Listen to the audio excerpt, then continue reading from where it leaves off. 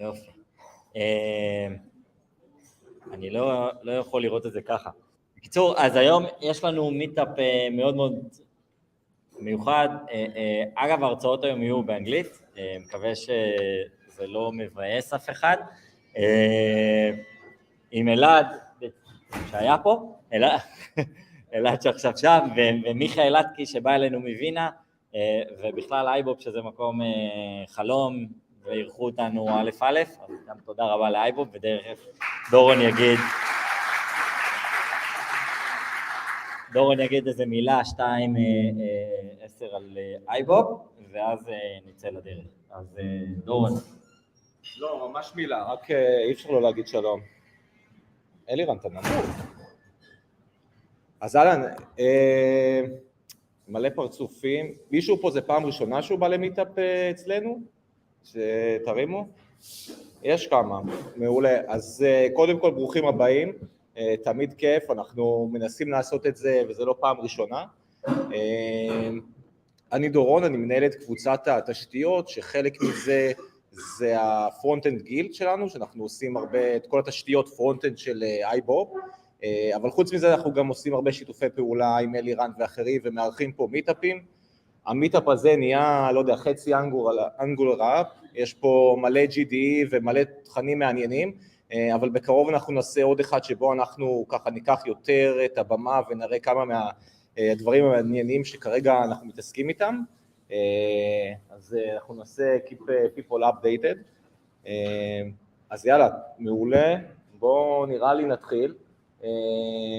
On a side note כזה, למרות המצב המאתגר של שוק ההייטק המקומי ובכלל, אנחנו חווים צמיחה מאוד יפה כרגע, אז מי שמעניין אותו, אז שיבוא לתפוס אותי או יתעדכן באתר.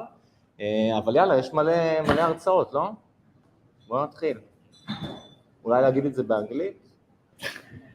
אגב, יש לנו בעיה דייברסיטי, שצריכים לפתור אותה. בעיה דייברסיטי? למה? ספיקרס?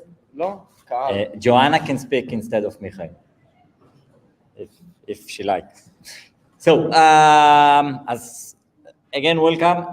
You know what? Let me quickly ask who is here for the first time in Angular TLV? Bunch of you. Michael, it's not your first time. Bunch of you, not in Bob, in the meetup of Angular TLV, yes, first time? Wow. Amazing, so thank you for coming, and all the rest that are here for, not for the first time, thank you for keep coming. Today, I'm going to talk about a migration story. We talked lately a lot about signals and everything, by the way, we talked a lot about signals and why we, wait a second, I'm a man, I can do two things in parallel.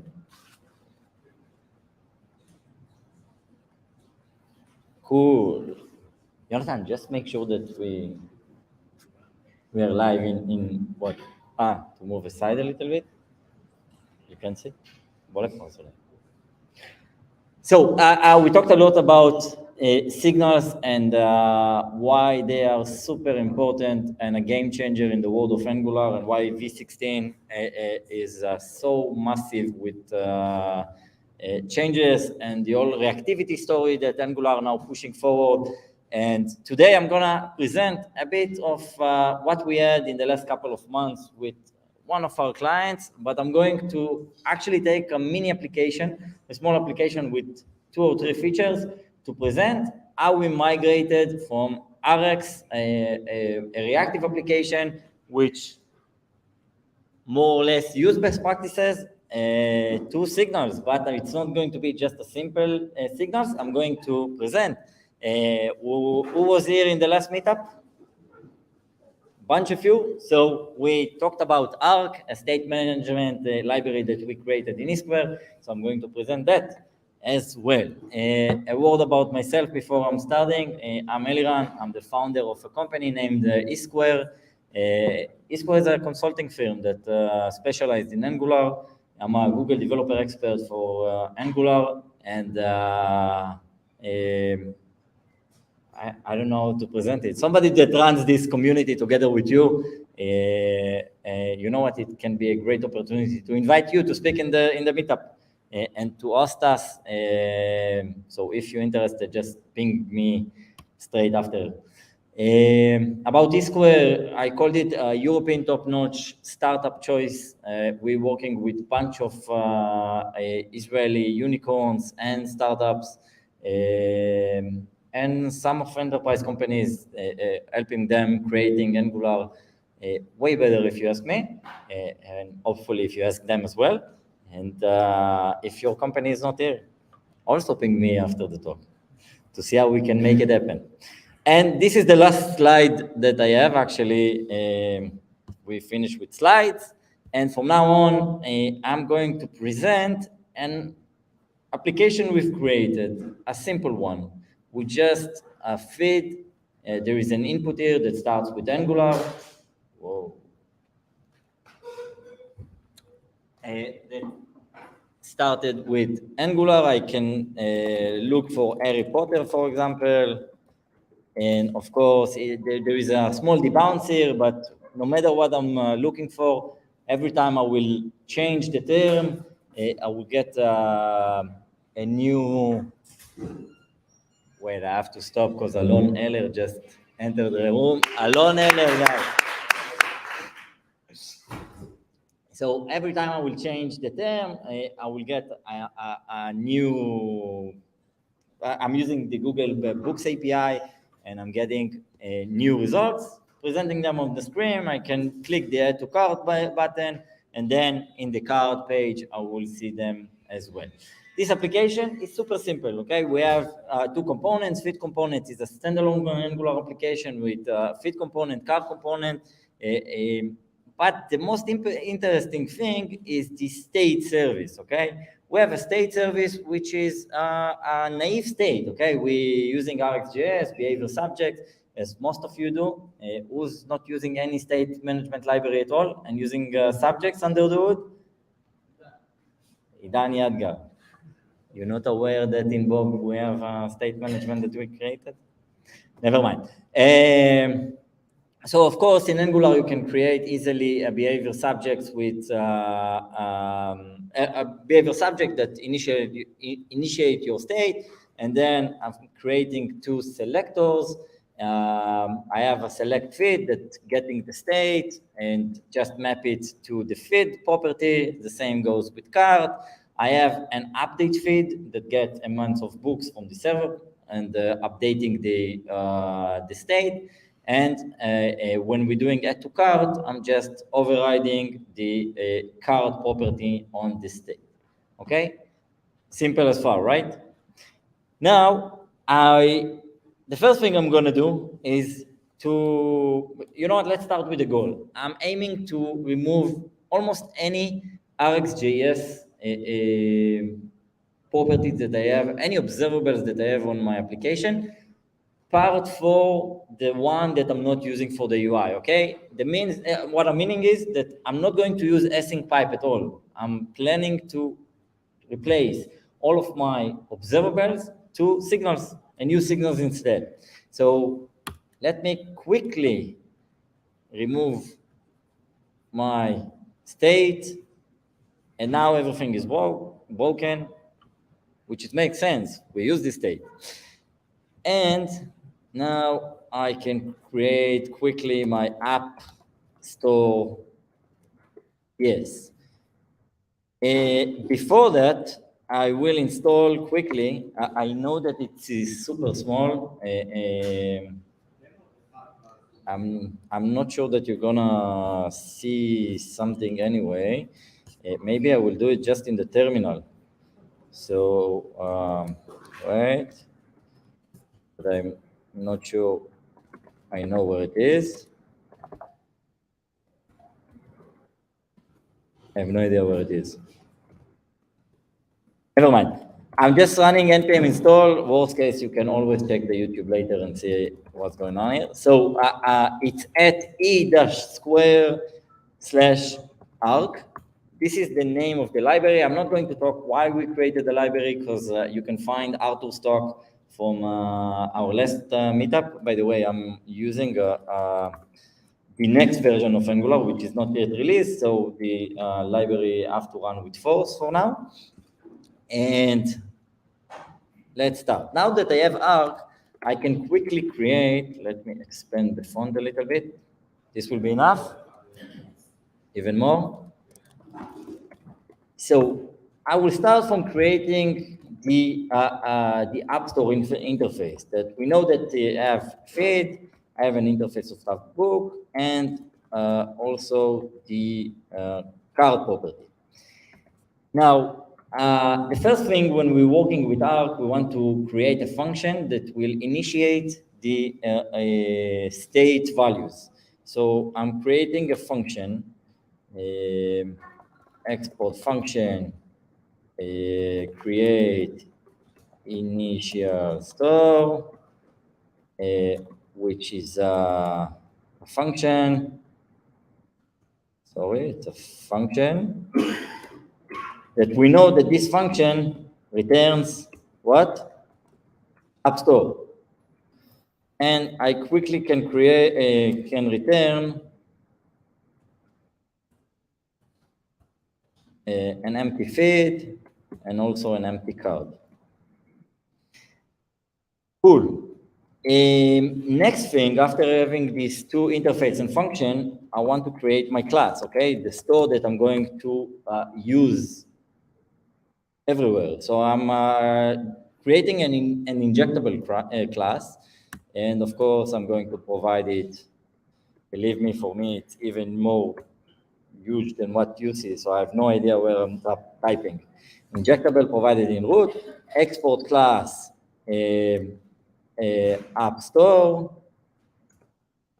and this App Store is a class that's going to extend something that's called Arc, from E square Arc, okay? And now I can use my app state. I called it mistakenly App Store. Yes, amazing. App state. This should be app state.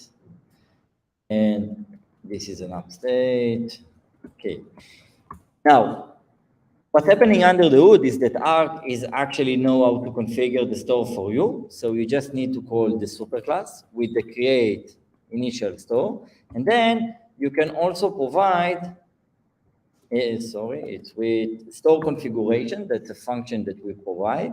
And you can just run name. Let me quickly just import it. And now name, I can call it App Store. And this, by the way, will help me later to see in the Redux DevTools exactly which actions was related to this store.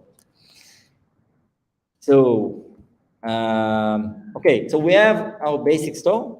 By the way, inside the store, I can create any selector that I like. For example, I can create a select feed.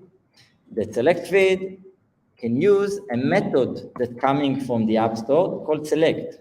Now, it's a key of the interface, so it's not exactly what we have. And if you can see the infer type, you already can see that the infer type is signal of book array. It's not observable, it's a signal of book array. The same, we can create a select card. By the way, one of the things that I'm now asking the Angular core team, and by the way, Michael is part of the reactivity group with the Angular core team, is to add a suffix to signals, as we had with observables when we had the dollar. Believe me, it's the most, at least in my point of view, it's confusing as hell. So we want to create another select for the card. Now we have a store, and we have selectors. Let's update the feed component and also the card component. So feed component until now have something that's called state service. We know it's gone. We can just, instead of use the state service to inject our store, right? So we have the App Store, and App Store by the way, our feed is not observable anymore. It's going to be a what? Signal of book array, and here our feed is going to come from the store select feed. When a term is changing, we want to update the store, right? So what we're doing, every time the term is changing, we are triggering an HTTP request by using the book service, get book term, we're subscribing to it.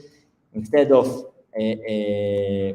using the state service, now we can do something like that. We can just take the store and use the update method.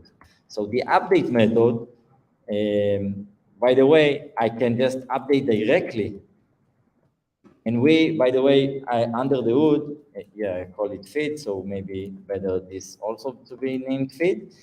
And this, by the way, will update it immutable under the hood, okay? So we're doing the job for you. You're just passing a partial object of the state, and whenever you will call store update, you will get a new store value. Add to cart was the same. You know what? Let me just mark it so it's not going to go anywhere. I again can call the update method, but now I can use the current state. So I can take the current state in the projection function. By the way, it's going to be inferred as a up state. And here I quickly return a new object. So I'm returning a new state. I'm just overriding the current state and replacing the cart property. Inside of it, we're taking the cart state, cart, and adding the new book that we have. And with that, we are more or less ended. Just now, instead of using async pipe and use feed, oh yes, thank you. It's a signal, so we can call it. And if you recall, as we said, we know that until today it was a bad practice to call functions inside the template with signals.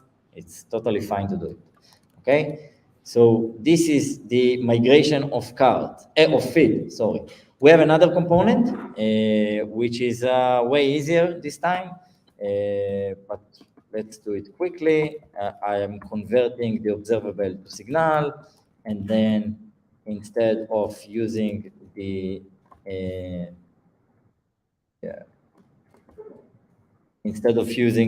state service, we're injecting the store, app store, and store.select card.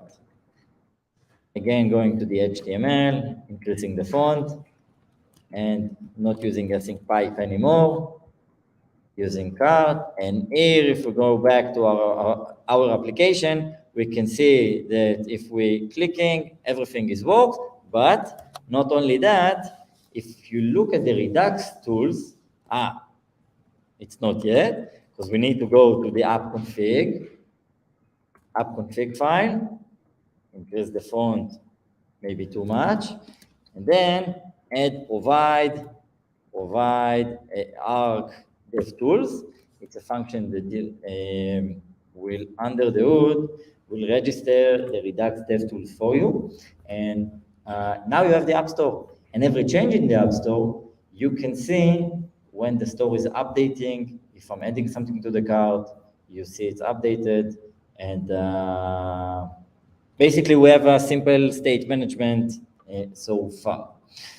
So this was the first part. Now, let's see some advanced topics inside of it and what really makes the library a bit different from just another library. Let's go back to our App Store file. And inside App Store, I want to create two things. First, I want to create, you know what? Let me first explain something that really bothered me when I'm looking on it. Whenever a term change, we're registering an observable. Here, it's an HTTP request, and I'm really not worried about it. What? More? I really not worried about it, because HTTP request completes automatically, right? And imagine it wasn't an HTTP request that was completed automatically. We was creating a subscription after subscription after subscription, and that's not something we desire to do. So in Arc, we have a concept called Connect. By the way, if Michael will present Arc's Angular later, they have something similar there. I will quickly change it to be a bit more reactive, okay? Instead of just subscribing here, maybe we can add a term, which will be a new subject of string. And every time the term change, instead of just triggering the HTTP request, we will just next the value of the term, okay? This is the search term, right? Now, we can easily create another observable that we'll call search, and it will use the term, pipe in it. I can switch map to get the term and return a new observable, which will be the book service get books with the term. Now, what happened? It's good. It's inferred automatically to be observable of book array, which is more or less what we wanted to add.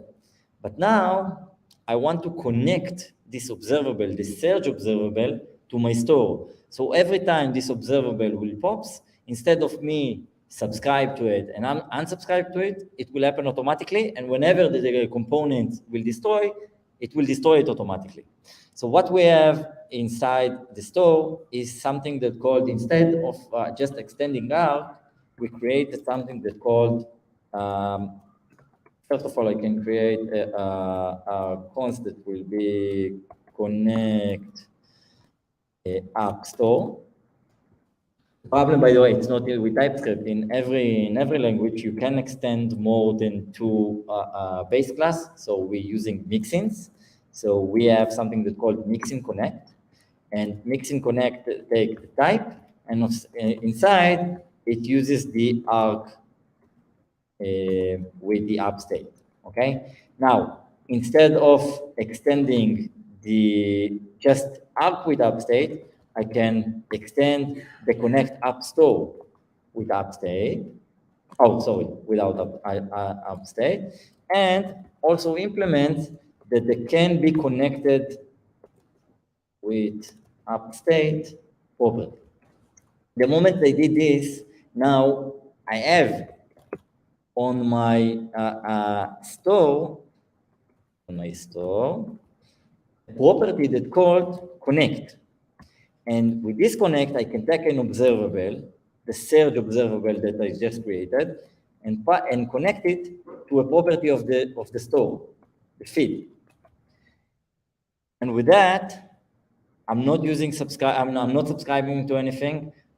The only place you're subscribing is Arc under the hood, and it's pretty much still work, by the way. Let's change the term to Harry Potter.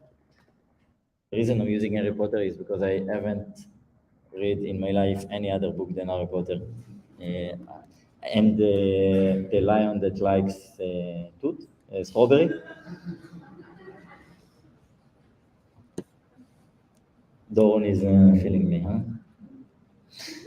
So this is the connect method.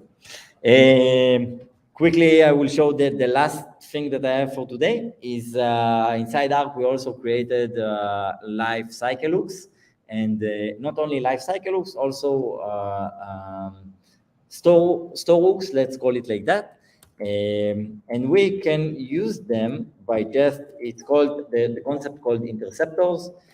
So first of all, you can just provide inside the super function, a function that's called with interceptors that's coming from Arc. And then it's an object of interceptors. You have before init that gets an array of interceptors, and we have before update, we have 5 interceptors. we just worked a little bit on the docs to expand it more. אני לא רואה כבר כלום. It was, let me show it quickly for Benji there. So we added with interceptors, and then we have before init and before update, just arrays of interceptors. Here I can quickly create an interceptor.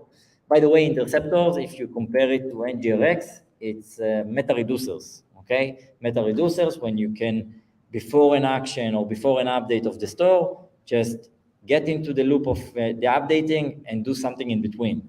So let's call it before init interceptor, and let's type it before init interceptor of app state. And here it should hopefully complete me automatically. Initial state, yeah. So I'm getting the initial state, and I want to return quickly. So I want to return quickly, I can return quickly the initial state, but in between, I can do whatever I want. So here I'm just going to console log. I can, by the way, change the state, save it to the local storage, do whatever I want. Init state with the initial state. And yeah, I have to register it first in the before init. And you see that whenever I initiate the state, I'm getting the object. I know what's the state, how the state was initiated. I will also quickly show the before update interceptor, yeah. Before update interceptor of app state, this will current state, new state, and the store. You're getting in the projection function current state, new state, and store. And of course, you in the end want to return the new state. You can return whatever you want, but you can update the state. You can trigger any other thing that you like from the state. Store updated with the new state, for example. And whenever we're updating the store, you can see, let me add something to the cart.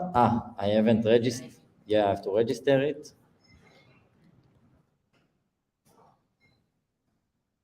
Whenever I'm adding something to the cart, you see that the store is updating, you're getting the console updated. And by the way, you can imagine that in a way we used these interceptors to create these dev tools. That's all I have for today.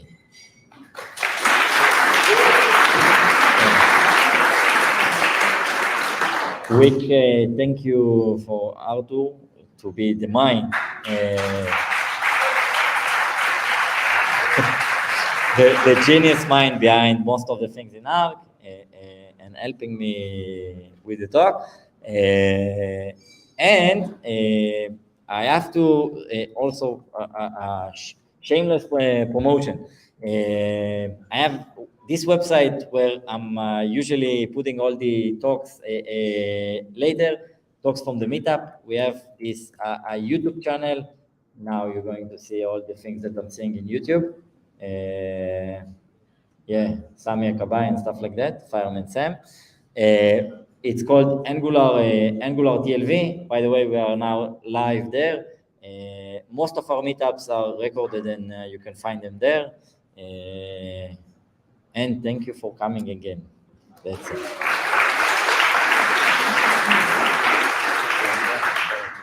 Elad? No break. Elad, break, and then Michael.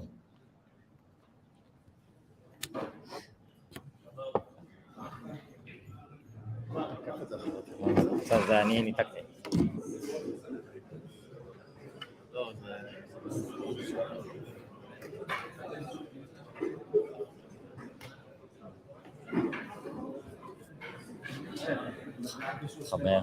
חבר לסטרימיארד. אלעד.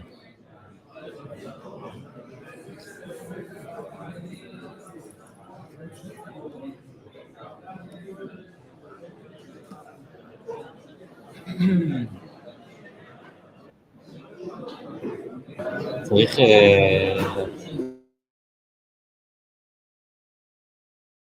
לא, תעשה את המיקרופון שלך.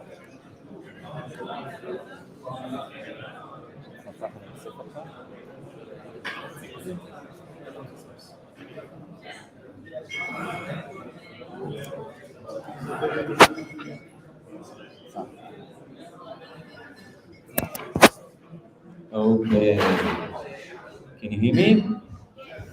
Perfect. Hi, everyone. It's really nice to be here. I have a sweet place in my heart for Angular and Angular folks.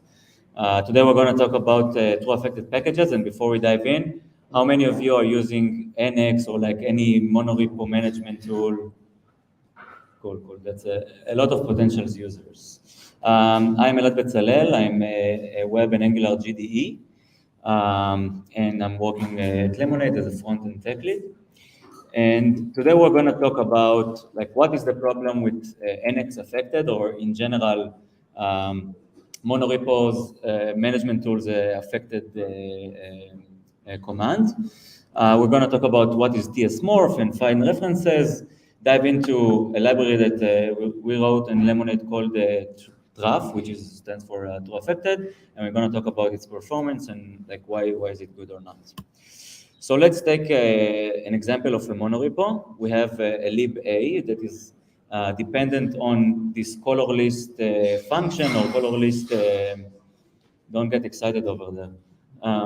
So lib.a is dependent on this color list, which can be a const or a function or whatever. And I make a change to this getColor function.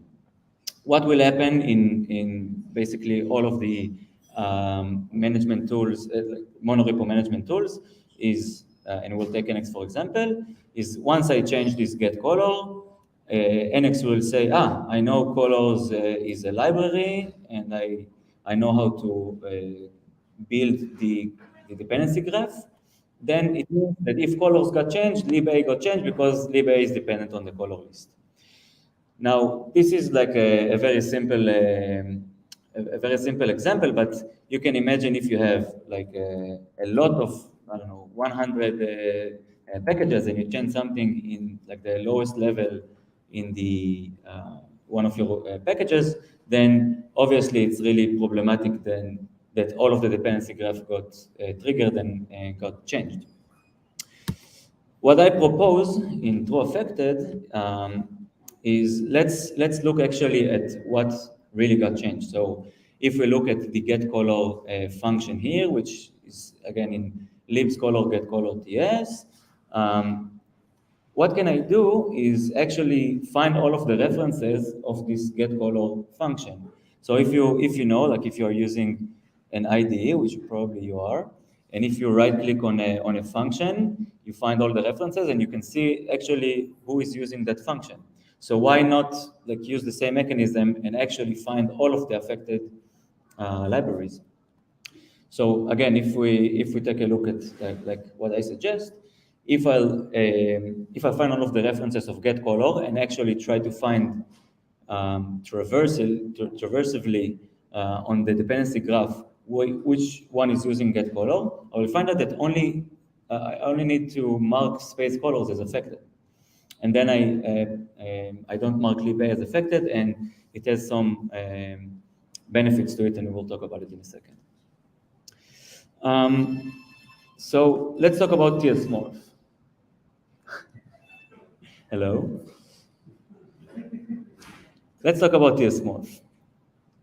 What happened? Okay, so tsmorph, I'll make it bigger in a second, is a TypeScript compiler API wrapper. So basically, your IDE is using the compiler API, and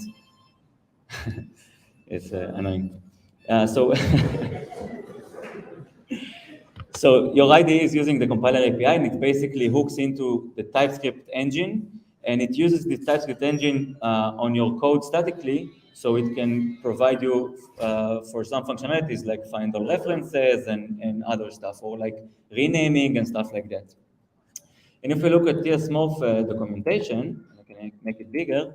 Basically, TS-Morph is an API on top of that TS core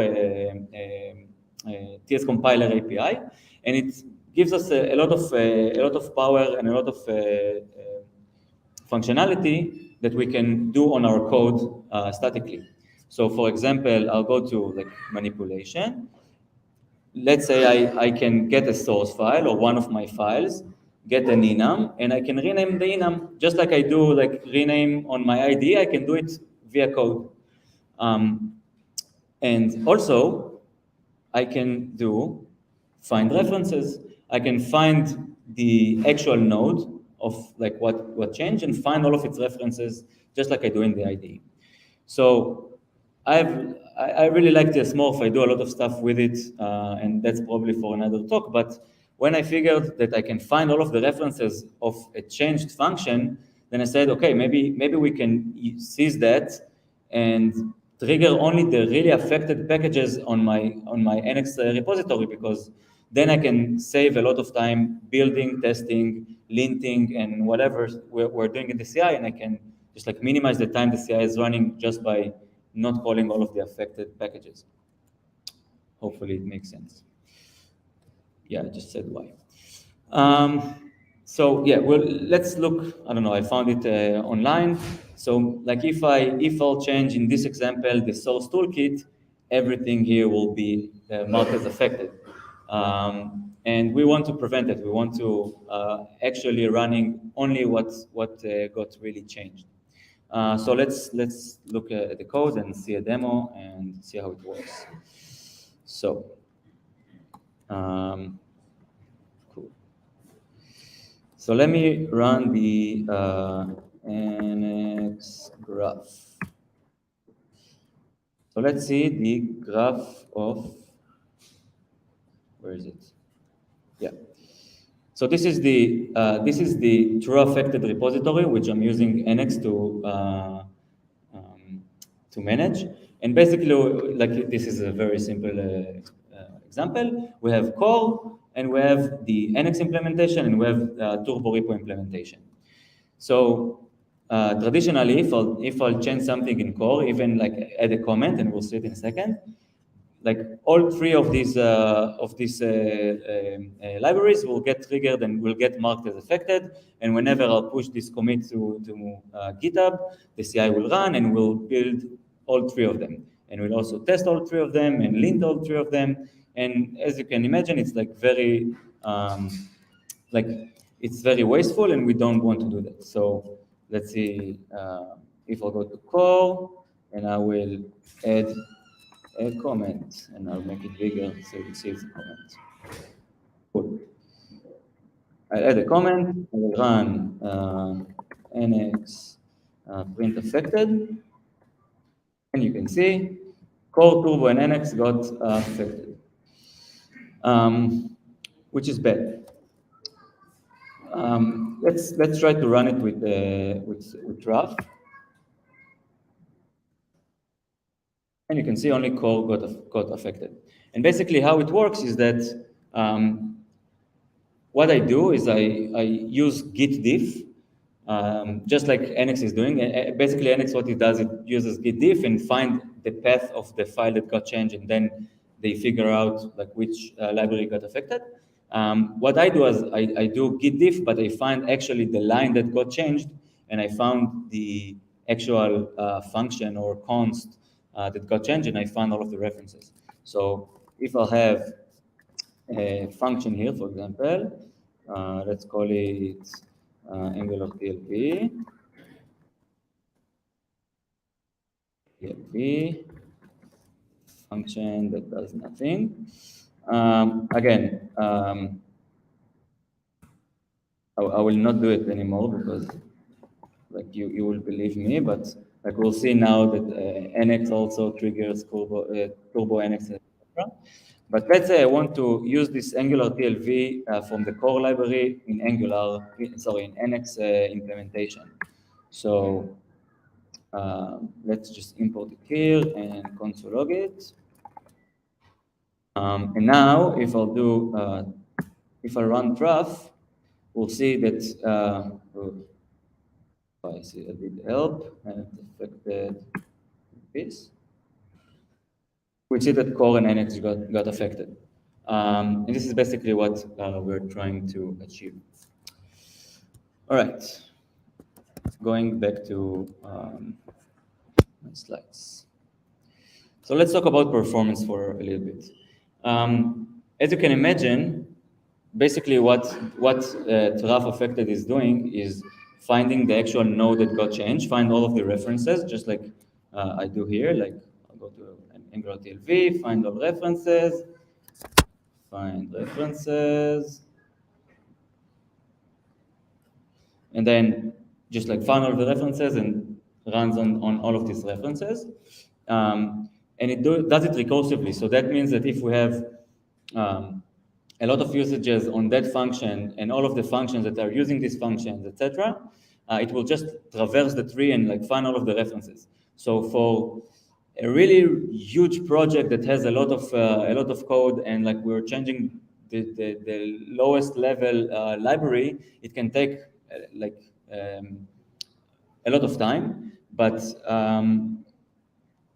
if we think about it, let's say our build is taking like 5 minutes, right? And our tests take 3 minutes, and I don't know, linting is 1 minute. If Truff is taking 1 minute to run, which is a lot, which is like in a very large project, it can take up to a minute, and we save like one library that we're not running all of the CI pipeline, then we already save like, I don't know, 7 minutes or something like that. So I could argue that like running Truff on your project could be like very beneficial and could cut down the time that you're running your CI. There are some stuff to make it even faster. For example, like your CI, if you're using GitHub metrics and stuff like that. But it can in general, it just like save load of the CI runtime.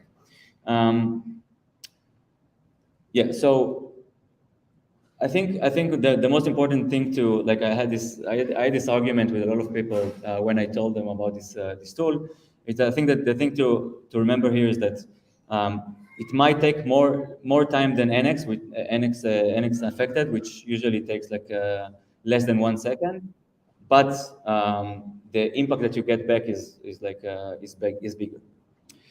Currently, we have a Truff implementation for NX and Turbo Repo, but like if you're using anything else, I know that there are many other monorepo management tools.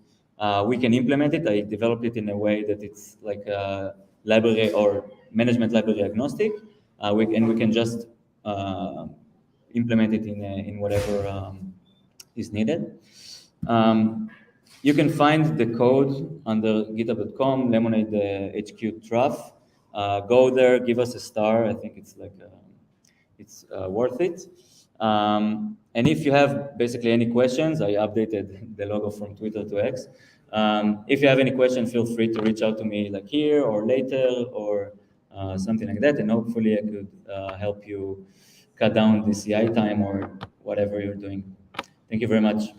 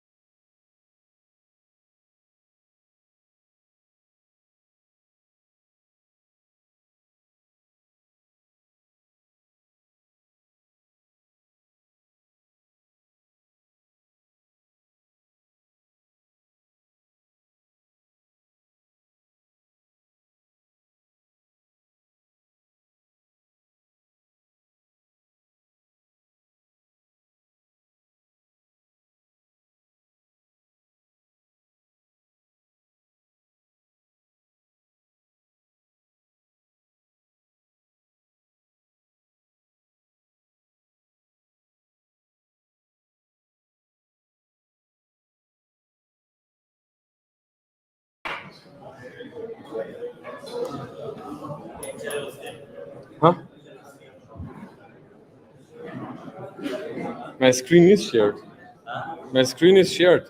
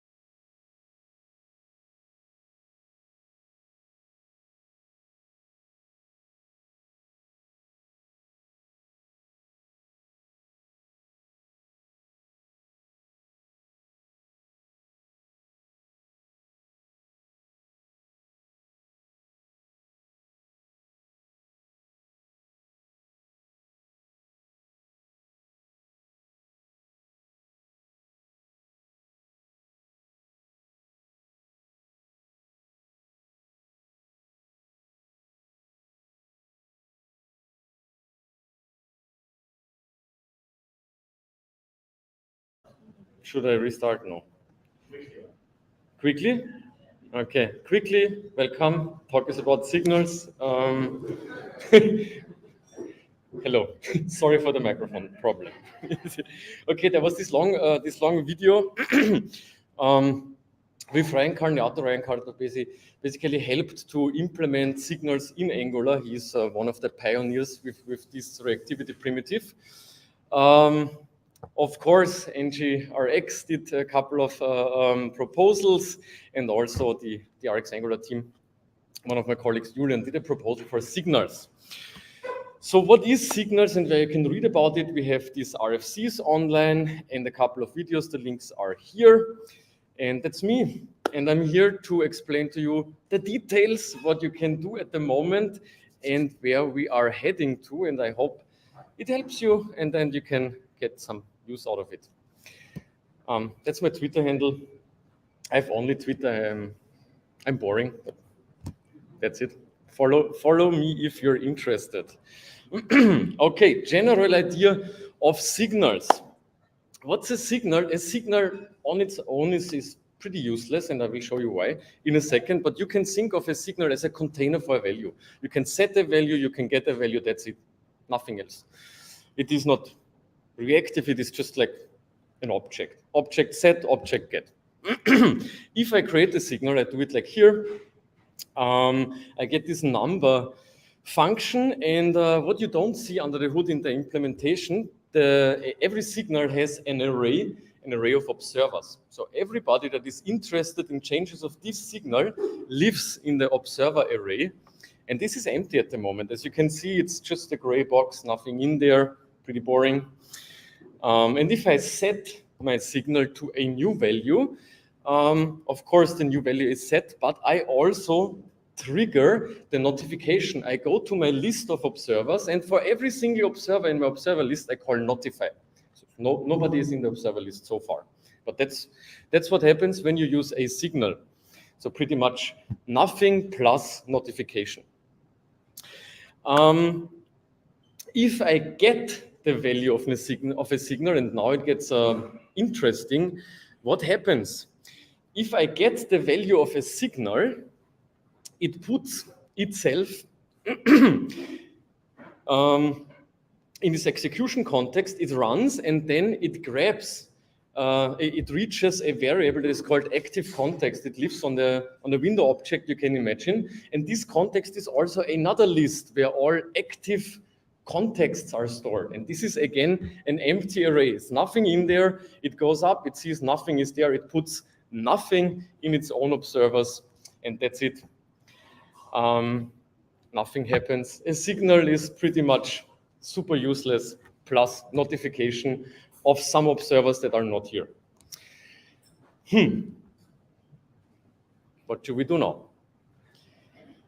Maybe I show you quickly how to implement a signal, and then we see where it could be useful.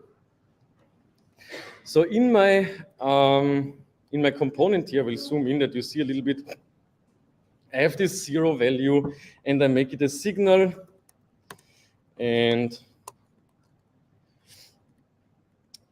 then I can also update my signal. I can say count signal, update. You saw that before. In Eliran's talk, we have count, and I can basically increment the count by 1. Beautiful, highly sophisticated logic. I can also set a value. Yeah, sorry, I'm so shy. Thank you a lot. I can implement a computed. It's the last piece that I want to put here. And then I compile it again, go here, signals demo. Oh, wait, one more, count. So now I see the counter before it worked. I didn't show you that it works before, but it worked. And if I click the button, it again works. But not because I use signals, just because zone is still on. So let me show you what happens if I disable zone. And I don't want to disable the whole application, because then I have a lot of refactoring work to do. So I will just I will just unpatch one single button. So the increment button now is unpatched from zone. It will run outside of zone, and the other button is in. I can show you now that if I click the update button, nothing happens. It's broken. If I click any other link that is not unpatched, bam, update comes. If I click reset, this is the not unpatched button, I get the update. So signals on its own doesn't work. They don't work, sorry. And what we need is another building block. We need an effect. And this is where the whole magic of signal comes. So what's an effect? I have a signal. If I set a signal, a effect gets notified. And here we finally are with our observers and active context. So I have my signal, number signal, I have an effect, and inside of that effect is a lambda function. And if I put something in this lambda function here, before it executes, it puts a reference of the effect itself into the global context. So the effect says, I am currently executing. Everything is like synchronous working signals. So you can say, I am currently executing, and I will be for sure the only one that says that in a tick. I put myself there, and then I run my side effect. And what happens in the side effect, I get the value of my signal. And if you remember, if you get a value, the magic is executed. I get a value, and before I execute it, I reach the active context, my global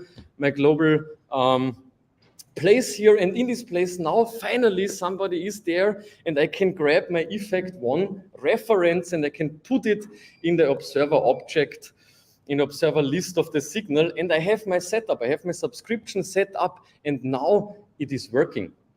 So this is the magic. It's an implicit subscription handling. You don't see it. It's like the change detection with zone. There is no explicit call to detect the changes. Here is no explicit call to subscribe to it. Another benefit, it is all imperative code.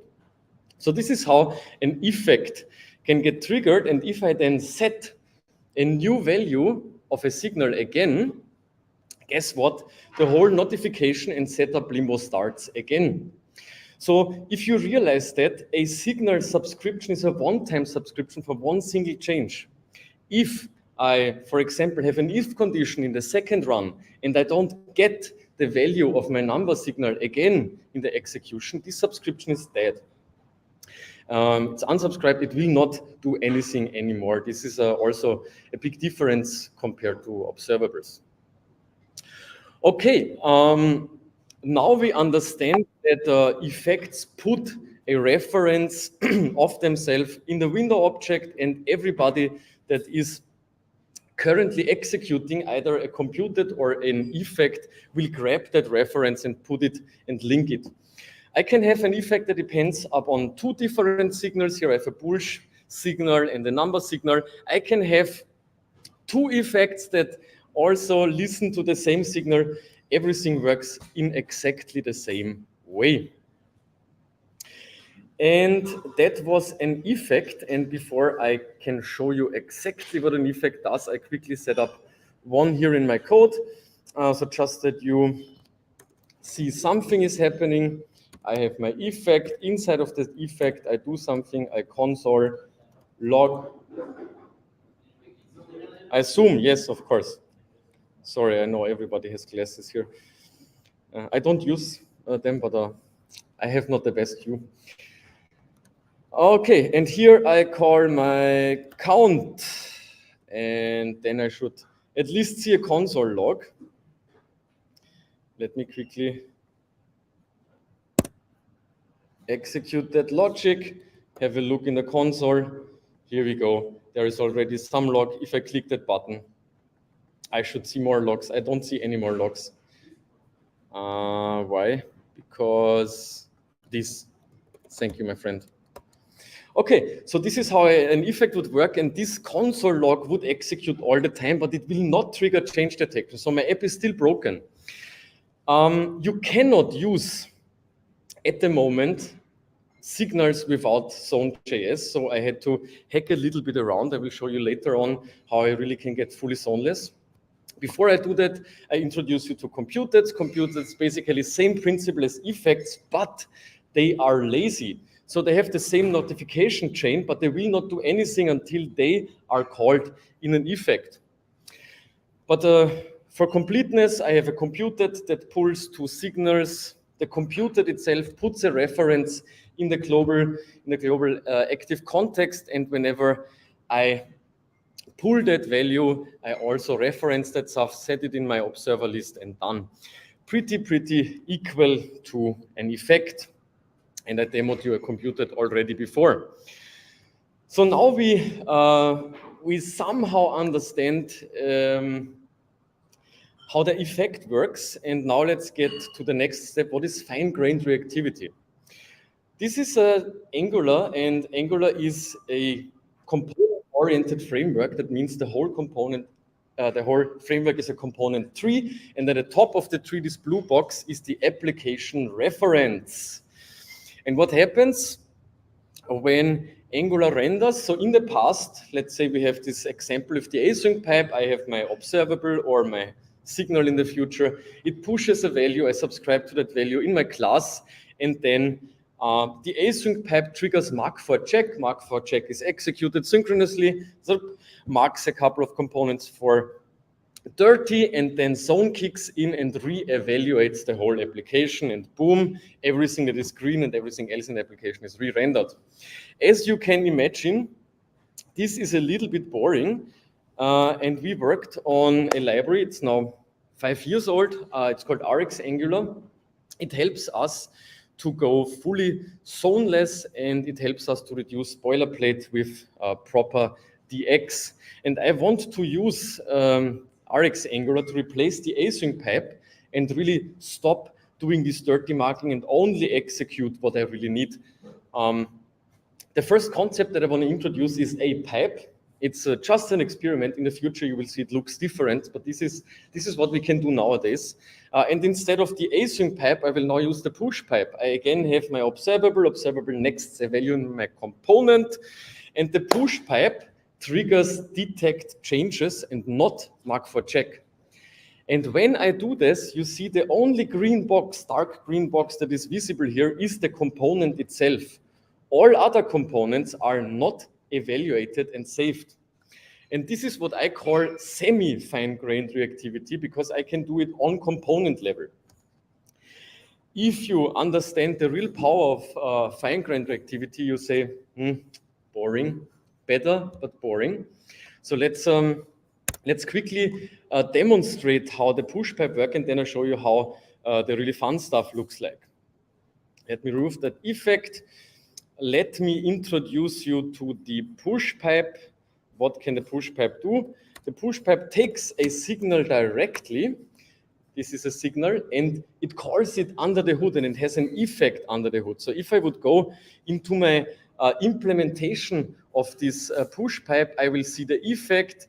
I pull out the value of my signal, and then I call detect changes on my view. If I do that, something really beautiful happens. So first, the button that always worked, the reset button, it will evaluate the parent component. It will evaluate this current component here where the number is. And as you can see, this is the old way. If I click that button, it didn't work before. Now look. And as you can see, the only number that updates now is this very number here. So it's only one component that gets change detected and not every component. I do the difference here. The reset button trigger all numbers. The update button only triggers this one component, but we can do better. What can we do better? I can go even more fine-grained, and this is what I call real fine-grained reactivity. In my component tree, I have now 3 more symbols. The dark green stuff is my template, and when the template is light green, it's idle. When the template is dark green, it is re-evaluated. Inside of every component, of every component's template, you have building blocks, and you can have structural directives. This is the building block that I use here, and a structural directive has something that is called view container reference. Yeah? And another really amazing building block that is called embedded view. And embedded view is the smallest piece connected to the DOM that you can reach in Angular, right? So that's my component from the outside. If I zoom in, I have a value, ng4, ngIf, and those are structural directives. And I zoom in even more, I have my component view container ref here, the dotted line, and then I have embedded views, multiple of them. And every embedded view has its own scope. And if you read the source code closely, you will realize an embedded view has a method that is called detect changes. And if I call that, not the whole component gets re-evaluated, but only one embedded view. It's basically one DOM node, one single DOM node. And this is really beautiful. I want to demonstrate it quickly. I wrote it already, so I can just jump into my template, remove the push pipe. I go here, I say rx let. I put my digits signal and I say store it under digits because digits is already taken. So here I have my digits and my digits get iterated. And if I did my job correctly, every single leaf that you see here in this ng4 is change detected on its own. And if I click the button on my app compiles, the number goes up, but no other value here or here is increasing. That is real fine-grained reactivity. You can applaud now if you like. And I can show you more what it means. So from normal Angular change detection, where we would re-evaluate the whole DOM tree, we went down to one single component with the push pipe and one single template binding with the rx let. This is what we can do today. What we can do in the future is semi-reactivity by default in Angular without custom directives or pipes. How does it work? If I use a signal in the template would also get re-evaluated. Why?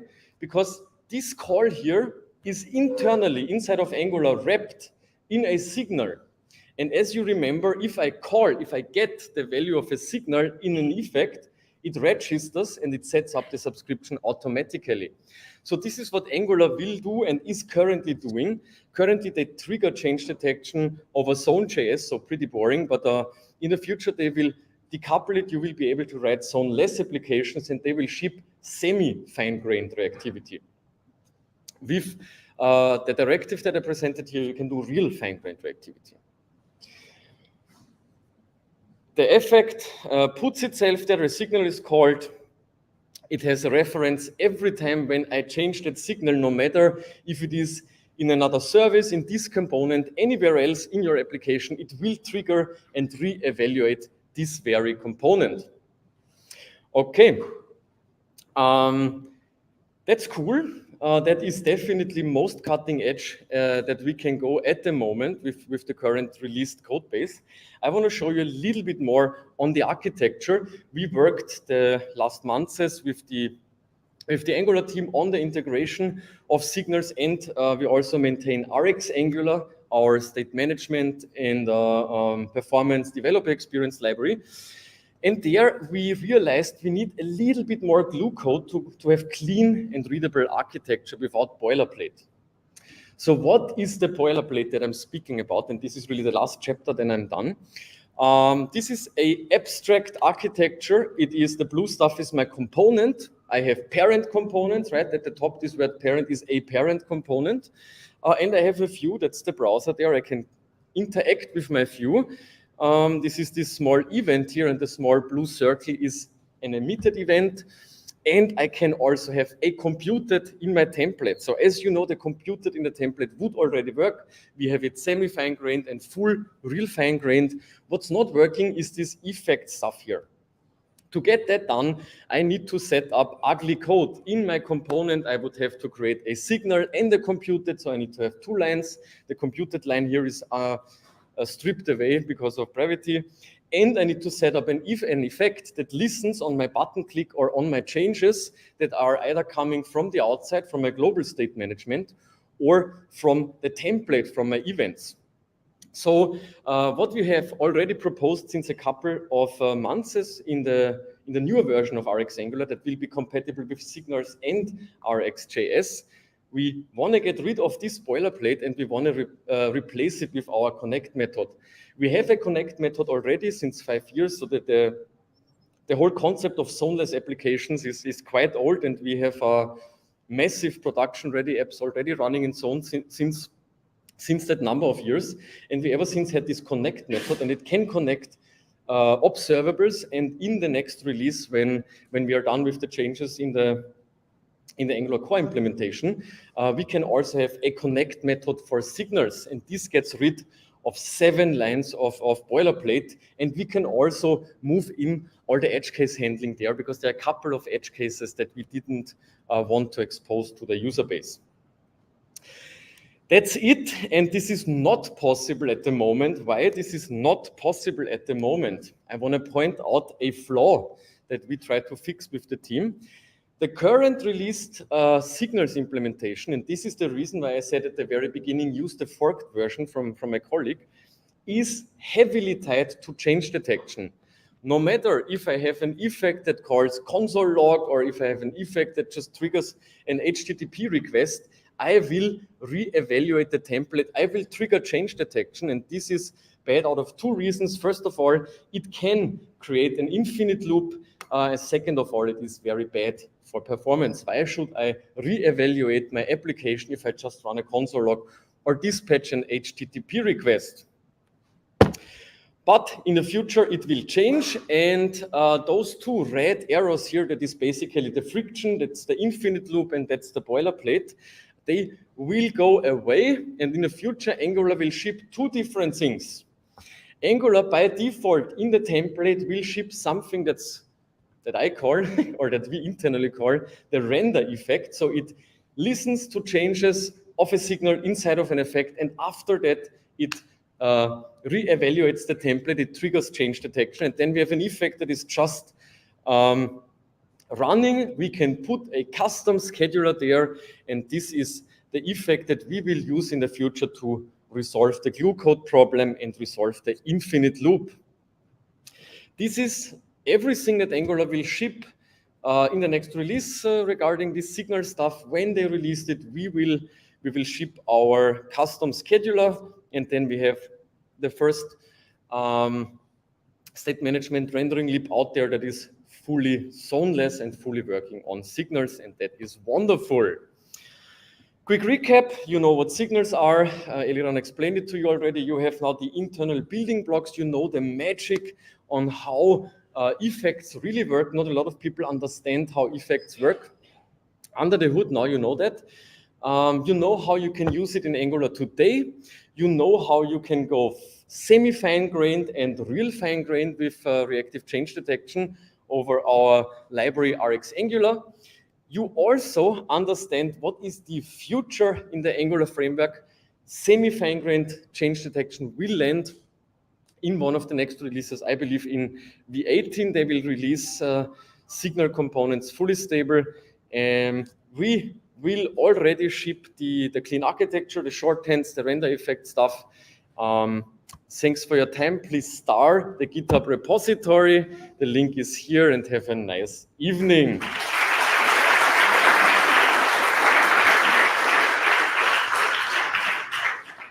And I'm around for questions.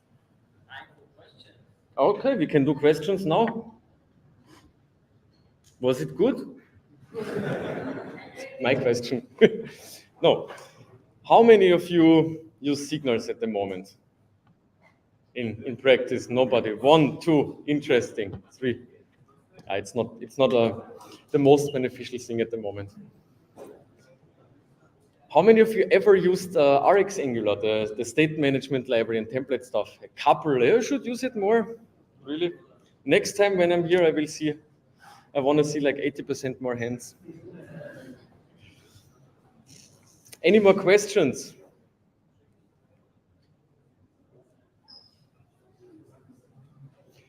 Good. I'm happy I made it in time, and have a nice day.